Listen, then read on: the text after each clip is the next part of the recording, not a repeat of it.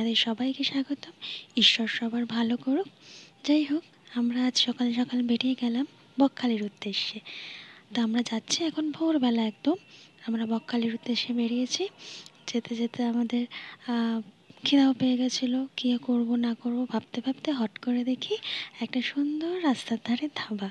যে ধাবাটা দেখে আমি বললাম চলো চলো এখানেই আমরা আগে খাই, খেতে বসি।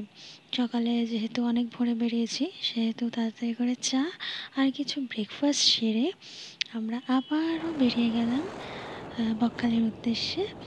চারিদিকে সবুজ, চারিদিকে গ্রাম, পরিবেশটা এত ভালো লাগছিল বলার মতন না, প্রচণ্ড সুন্দর।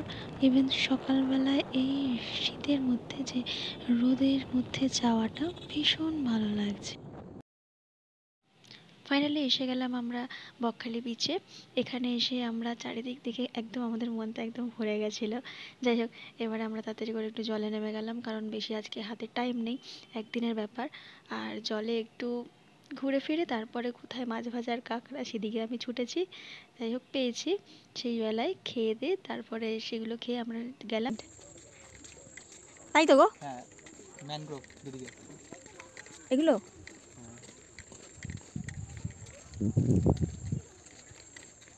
এখান থেকে বাইক করে এলে এতটা সুন্দরভাবে দেখা যেত না, তাই না বলো? হ্যাঁ, ওই যে পোলটা।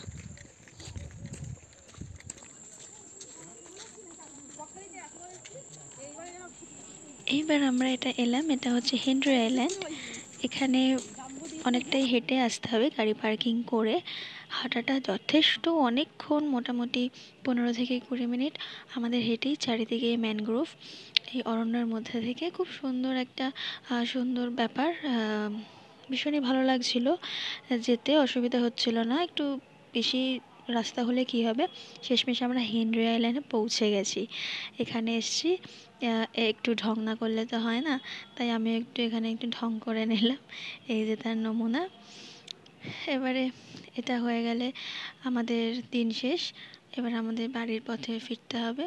যাই হোক, এটা আমাদের ফার্স্ট ব্লগ। আপনাদের কেমন লাগলো সেটা আমাদের অবশ্যই জানাবেন, আশীর্বাদ করবেন যাতে আমরা এই চ্যানেলটা নিয়ে আরও এগাতে পারি, আরও নতুন নতুন ভিডিও দিতে পারি। অনেক অনেক ধন্যবাদ। আবার দেখা হবে অন্য কোনো ভিডিওতে, অন্য কোনো জায়গায়।